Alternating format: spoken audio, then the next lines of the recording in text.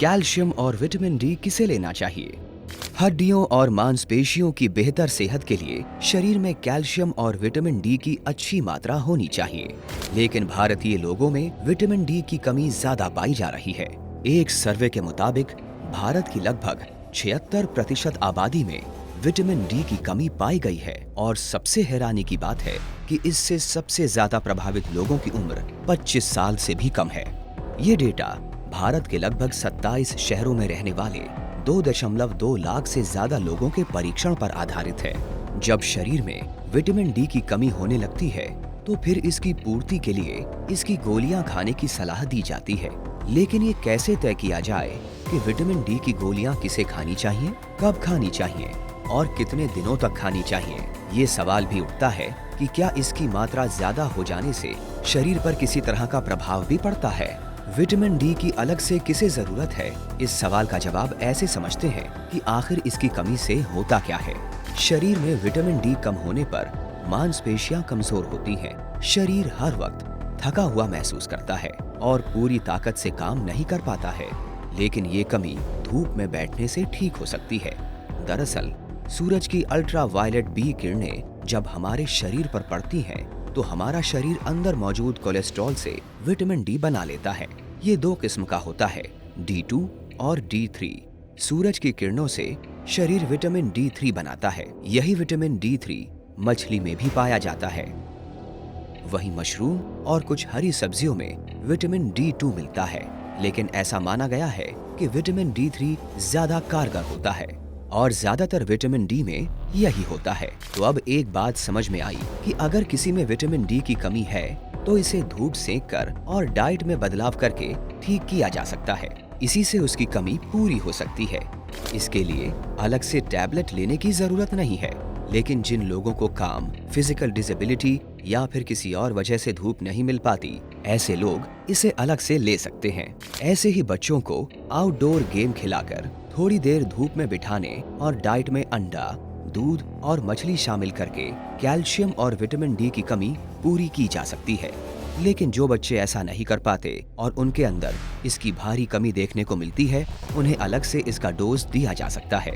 Calcium और vitamin D की अलग से डोज देने की जरूरत सबसे ज्यादा बुजुर्गों को होती है, क्योंकि उम्र बढ़ने के साथ साथ उनका चलना फिरना कम हो जाता है, डाइट भी कम हो जाती है। खासकर महिलाओं में इसका असर ज्यादा दिखता है। मेनोपॉज शुरू होते ही महिलाओं की हड्डियां कमजोर होने लगती हैं और उनकी हड्डियों से कैल्शियम कम होने लगता है।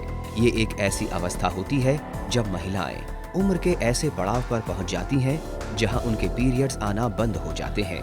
ऐसी महिलाओं में ऑस्टियोपोरोसिस हो सकता है, यानी इस दौरान हड्डियां इतनी कमजोर हो जाती हैं कि जरा सी चोट या फिर धक्का लगने से टूट जाती हैं। ऐसे लोगों को भी अलग से कैल्शियम और विटामिन डी देना जरूरी हो जाता है।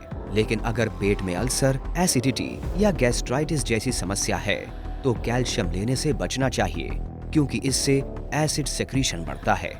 इसलिए अलग से इसका डोज लेने से पहले डॉक्टर की सलाह जरूर लें। कैल्शियम और विटामिन डी बहुत ज़रूरी हैं, जैसा कि हमने अभी देखा।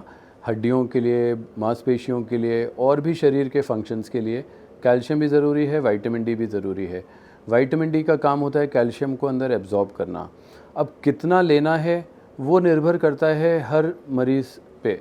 हर इंसान में अलग मात्रा की विटामिन डी होती है, अलग मात्रा का कैल्शियम होता है। अब जो बच्चे खूब अच्छे से खान पान जिनका है, अच्छे से खूब दूध पीते हैं, बाहर धूप में खेलते हैं, तो उनमें शायद कुछ भी ज़रूरत नहीं है देने की। उनको ना विटामिन डी की ज़रूरत है, ना कैल्शियम की गोलियां देने की ज़रूरत है। लेकिन जो बच्चे कंप्यूटर पे खेलते रहते हैं या टीवी देखते रहते हैं या घर में ही रहते हैं और बिल्कुल बाहर खेलते नहीं हैं, धूप का कोई एक्सपोजर नहीं होता, या जो खाने में नखरे करते हैं, दूध नहीं पीते हैं, अंडे नहीं खाते हैं, तो उनमें कैल्शियम भी कमी हो जाएगी। तो उन ऐसे बच्चों को विटामिन डी भी देना की ज़रूरत होगी और कैल्शियम की भी ज़रूरत होगी। ऐसे ही बड़ों में भी, खासकर महिलाओं में, जैसे मैंने बात करी थी कि मेनोपॉज के समय हड्डियां कमज़ोर होनी शुरू हो जाती हैं, तो उन लोगों में बहुत ज़रूरी है कि विटामिन डी की मात्रा बिल्कुल नॉर्मल रहे और कैल्शियम भी उनको दिया जाए, क्योंकि उन लोगों को ज़रूरत है। उनके हड्डियों में से कैल्शियम निकल रहा है, तो उनको तो जो भी वो खान पान उनका अगर सही भी है तो भी कैल्शियम देना ज़रूरी है। और वो तब तक देना है जब तक उनकी हड्डियाँ फिर से मजबूत ना हो जाएं। बीच में गैप ज़रूर दे सकते हैं, लोग कहते हैं कि गैप दे दें कि नहीं दें, तो एक आध अगर 2-4 महीने खा लिए उन्होंने कैल्शियम लगातार, तो 1 महीना गैप दे सकते हैं, कोई नुकसान नहीं होगा। लेकिन फिर भी मैं तो कहूँगा कि वो रेगुलरली खाएं। इसी तरीके से जब बुढ़ापे में बूढ़े लोग हैं 65-70 साल के, उनमें भी विटामिन डी और कैल्शियम देना बहुत ज़रूरी है, क्योंकि उस समय भी हड्डियाँ कमज़ोर होती हैं उम्र की वजह से, जिसको कि हम सेनाइल ऑस्टियोपोरोसिस बोलते हैं।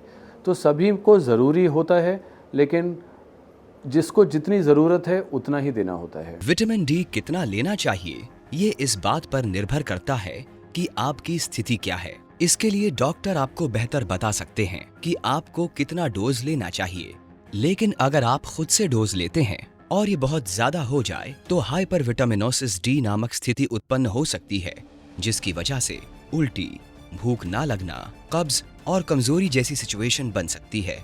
वहीं कुछ शोध में ये भी कहा गया है कि विटामिन डी का ज्यादा डोज हार्ट अटैक का कारण भी बन सकता है। जैसा कि हमने पहले कहा, अगर आप धूप और डाइट से विटामिन डी ले सकते हैं तो इससे बेहतर कुछ नहीं। लेकिन अगर कमी बहुत ज्यादा है तो डॉक्टर की सलाह से डोज लें। वीडियो में दी गई जानकारी उपयोगी लगी हो तो इसे दूसरों तक भी साझा करें।